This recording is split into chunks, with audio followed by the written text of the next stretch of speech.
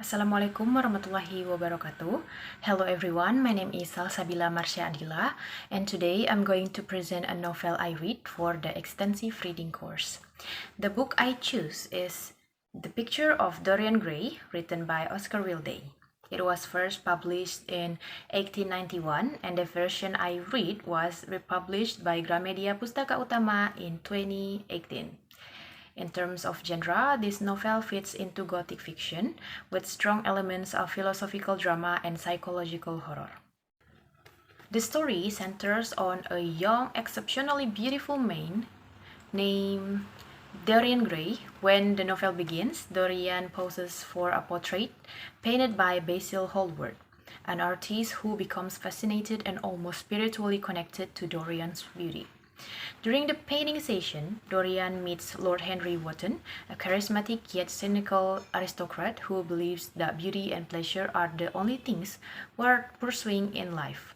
Lord Henry's ideas deeply influence Dorian, making him fear aging and the loss of his physical perfection. In a moment of desperation, Dorian expresses a wish that he could stay young forever while the portrait grows old in his place. And surprisingly, his wish comes true. Dorian remains youthful and flawless, but the painting begins to change. It becomes uglier and more corrupted every time Dorian commits a sin or makes a cruel decision. As Dorian becomes more obsessed with pleasure and reputation, he slowly falls into a darker lifestyle. Every immoral act he commits leaves no mark on his face, but the portrait transforms into a disturbing reflection of his soul. This hidden painting becomes a symbol of the truth Dorian desperately avoids. The deeper he goes into hedonism, the more terrifying the portrait becomes, eventually exposing the consequences of living without responsibility or conscience. The novel includes several important characters. First, there is Dorian Gray himself, a handsome young man whose desire to preserve his beauty leads him into moral corruption. Next, Lord Henry Wotton, who acts almost like a devil's advocate, constantly pushing Dorian to chase pleasure without thinking about ethics. And then Basil Hallward, the painter of the portrait, who represents sincerity, morality, and genuine admiration. And then the character I find most interesting is Sybil Vane. She is a young actress whom Dorian falls in love with early in the novel. What makes Sybil fascinating is the contrast between her innocence and the cruel world surrounding Dorian. She represents purity, idealism, and the beauty of art, not in the superficial sense, but in its emotional truth. Sybil truly believes in love, and when she meets Dorian, she sees him as the embodiment of all the romantic heroes she has ever portrayed on stage. Her feelings are sincere, and her devotion is absolute. Unfortunately, her emotional vulnerability also exposes how destructive Dorian's influence can be. To me, Sybil Vane symbolizes how genuine affection cannot survive in a world driven by vanity, ego, and performance. She is tragic but also profoundly human, and her presence in the novel shows how Dorian's choices begin to harm not only himself but the people around him.